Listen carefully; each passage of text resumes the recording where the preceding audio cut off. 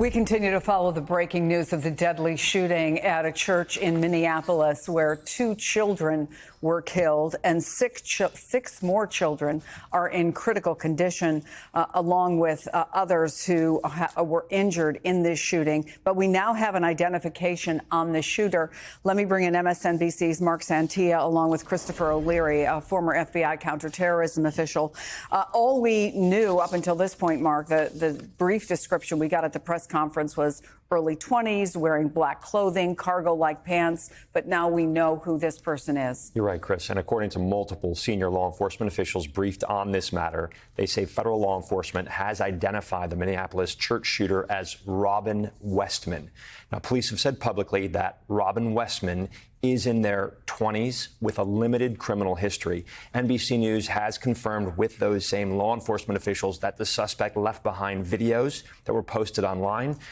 There were writings that referenced suicide as well as extremely violent thoughts and ideas. There was an apology to their family and a handwritten sketch of the interior layout of a church. Now, Chris, it's not clear or confirmed if that sketch, that individual sketch, is the church where the shooter eventually opened fire, but that's what we know right now. So Robin Westman has been identified by federal law enforcement as the shooter.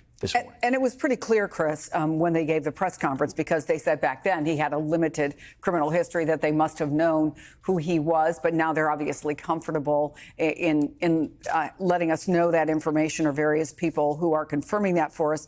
But in police, in investigative speak, what does limited criminal history mean? Well, it could mean a variety of things. He could have been picked up on a mental health hold. I mean, so that'll come out. He could have been driving on a suspended license. He could have had a DUI. There could be a variety of things.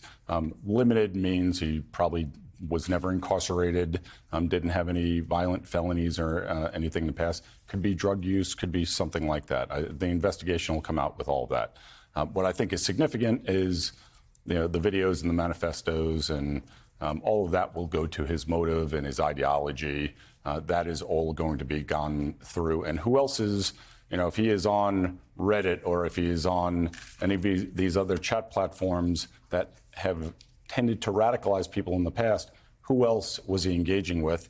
Authorities will be trying to identify them and may have concern about them, or did they help motivate him and radicalize him to carry out this shooting? When you use the word radicalize, we tend to think of terror, a more traditional terrorist, something that people came, especially in this country, to seem to be familiar with in the post 9/11 era, right? So when you talk about radicalization, you talk about writings that reference suicide, extremely violent thoughts and ideas, and those multiple videos that are posted online.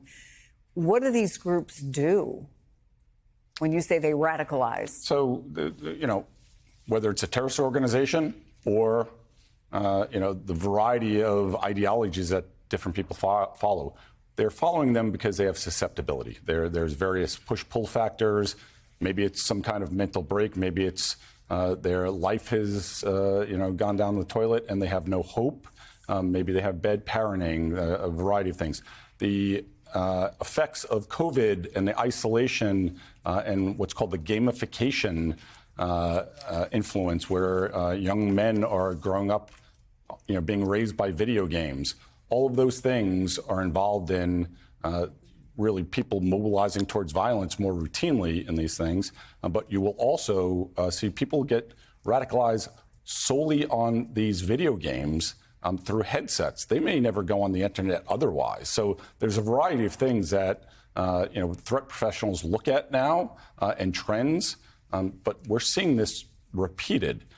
That he's had some engagement with law enforcement. If it was because of his mental state, then the question is going to be, well, how did he have access to weapons?